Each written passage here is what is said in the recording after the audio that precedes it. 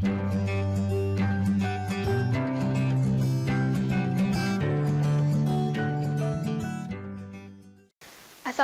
warahmatullahi wabarakatuh. Pada kesempatan kali ini yang akan kita bahas adalah mengenai materi kelas 11, yaitu tentang sistem ekskresi pada manusia. Nah, sistem ekskresi ini merupakan salah satu sistem di dalam tubuh kita yang fungsinya adalah untuk mengeluarkan zat-zat sisa metabolisme yang telah terjadi di dalam tubuh kita. Selanjutnya, kita bisa lihat bahwa organ-organ ekskresi pada tubuh manusia ini cukup beragam. Nah, yang pertama adalah ginjal. Nah, ginjal ini merupakan organ yang mengeluarkan zat buangan berupa urin. Nah, bisa kita lihat di sini struktur dari ginjal. Nah, struktur ginjal ini ya secara sederhananya seperti ini. Kemudian ada kulit. Nah, kulit juga merupakan salah satu organ ekskresi yang mengeluarkan keringat. Dan selanjutnya adalah paru-paru. Nah, paru-paru mengeluarkan zat buangan berupa hasil respirasi, yaitu karbon dioksida. Selanjutnya adalah hati. Nah, hati mengeluarkan zat-zat yang telah dimetabolisme oleh hati itu sendiri. Nah, yang pertama adalah ginjal. Ginjal ini terletak pada kanan dan kiri tulang pinggang kita, di bagian agak ke belakang. Gitu. Ginjal ini berjumlah 2 buah dan berwarna merah keunguan. Nah, bisa dilihat di sini struktur dari ginjal seperti ini. Nah, ini merupakan bagian-bagian dari ginjal. Yang pertama adalah kaliks. Nah, kaliks ini berfungsi sebagai penampung di mana urin terkumpul sebelum mencapai kandung kemih dan juga melalui ke ureter atau salurannya. Yang kedua adalah pelvis. Pelvis ini sebagai tempat bermuaranya tubulus, kemudian medula, terdiri atas beberapa badan berbentuk kerucut atau piramida. Kemudian ada korteks. Nah, di korteks ini terdapat jutaan nefron ya. Jadi nefron yang biasanya digunakan untuk menyaring itu ada di korteks. Kemudian ureter berupa saluran muskuler berbentuk silinder yang menghantarkan urin dari ginjal menuju kandung kemih. Selanjutnya adalah vena ginjal, pembuluh darah yang mengembalikan darah ke jantung, dan juga arteri ginjal atau pembuluh darah yang mengalirkan ke ginjal. Nah, fungsi ginjal adalah untuk membuang sisa metabolisme dari tubuh, kemudian mengatur keseimbangan air, dan juga membuang zat-zat berbahaya bagi tubuh seperti obat-obatan, bakteri, dan juga zat warna.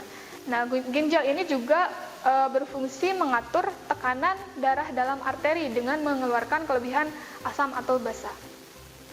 Nah, proses pembentukan urin terjadi di nefron terutamanya. Yang pertama adalah filtrasi. Filtrasi ini terjadi pada bagian glomerulus. Nah, darah masuk ke glomerulus kemudian mengalami penyaringan di sana. Contoh molekul yang diproses adalah air, gula, asam amino, garam, urea, dan juga amonia. Yang kedua adalah reabsorpsi atau penyerapan kembali. Ini terjadi di tubulus. Proses yang terjadi adalah difusi dan juga transport aktif molekul-molekul yang ada di sana. Molekul yang diprosesnya itu masih sama, tapi di sini tidak lagi ada urea dan juga amonia. Nah, selanjutnya adalah sekresi di tubulus.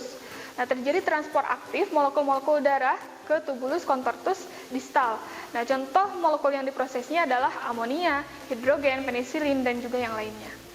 Reabsorpsi air adalah penyerapan kembali air. Nah, ini terjadi di duktus ya. Dan selanjutnya adalah ekskresi atau pengeluaran.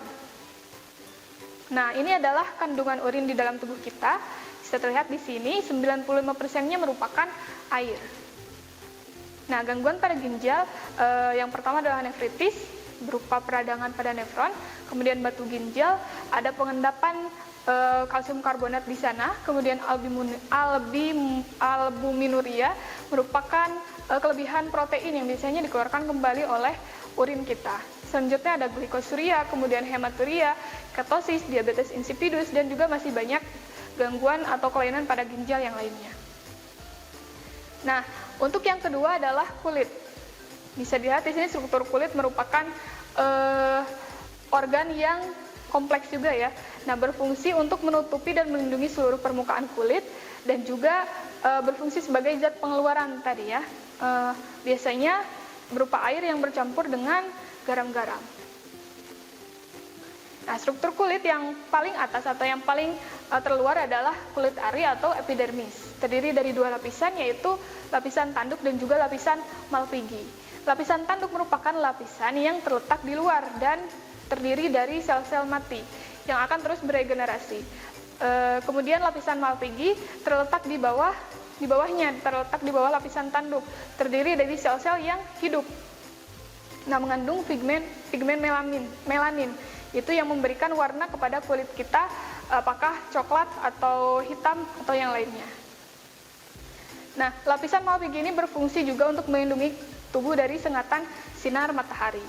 Yang kedua adalah kulit jangat atau dermis. Kulit jangat merupakan lapisan yang terletak di bawah lapisan kulit ari.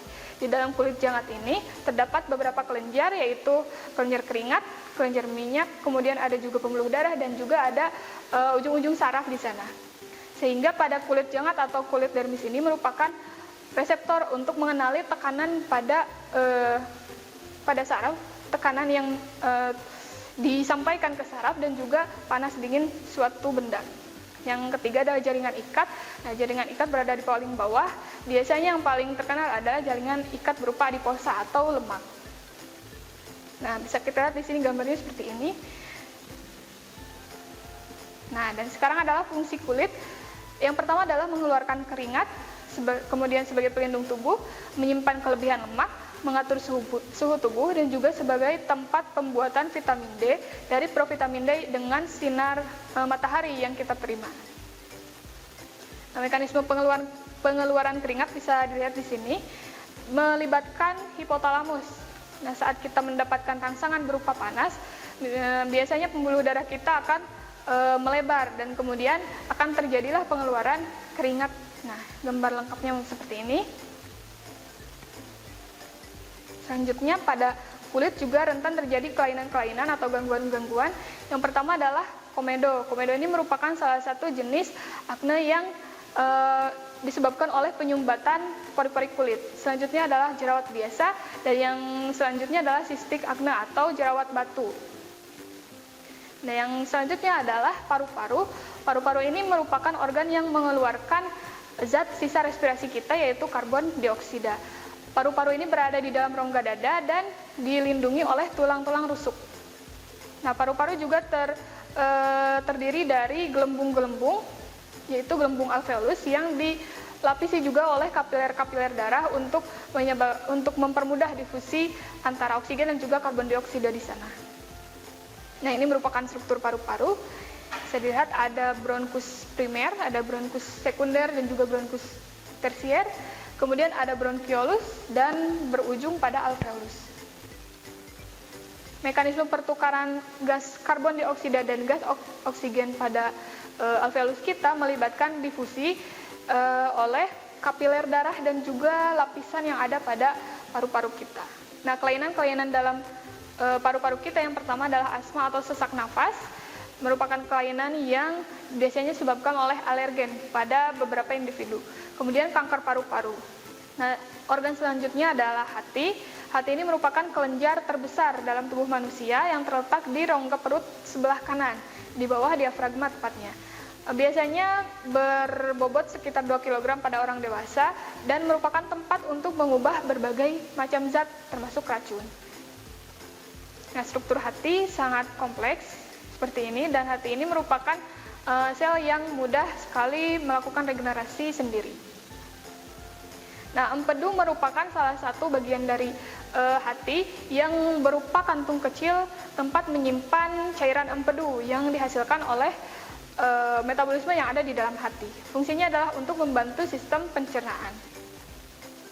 Nah, fungsi hati yang lainnya adalah sebagai tempat menyimpan gula dalam bentuk glikogen atau cadangan makanan kita, kemudian menetralkan racun, mengatur kadar gula darah, sebagai tempat pengubahan provitamin A menjadi vitamin A, menghasilkan empedu, menguraikan molekul hemoglobin tua, dan juga fungsi-fungsi yang lainnya. Nah, gangguan hati yang pertama adalah hepatitis A, disebabkan oleh virus hepatitis A. Penyakit ini melalui makanan dan minuman bisa tertular, ya, bisa menularkan. Kemudian yang kedua adalah hepatitis B, disebabkan oleh virus hepatitis B. Biasanya menular melalui darah atau cairan tubuh orang yang terinfeksi. biasanya dari ibu ke bayi yang dilahirkan. Dan selanjutnya adalah hepatitis C, disebabkan oleh virus hepatitis C, ditularkan juga sama oleh cairan-cairan di dalam tubuh penderita. Nah, itu saja untuk bahasan dari sistem pencernaan. Wassalamualaikum warahmatullahi wabarakatuh. Kunjungi sosial media lainnya seperti website kami di pkbmalfatah.com, Facebook PKB Malfatah Mananjaya, Instagram PKB Malfatah Official, dan terima kasih telah klik video ini. Jangan lupa like, comment, share, and subscribe untuk menunjukkan dukungan kamu terhadap channel ini. Enjoy the video PKB Malfatah.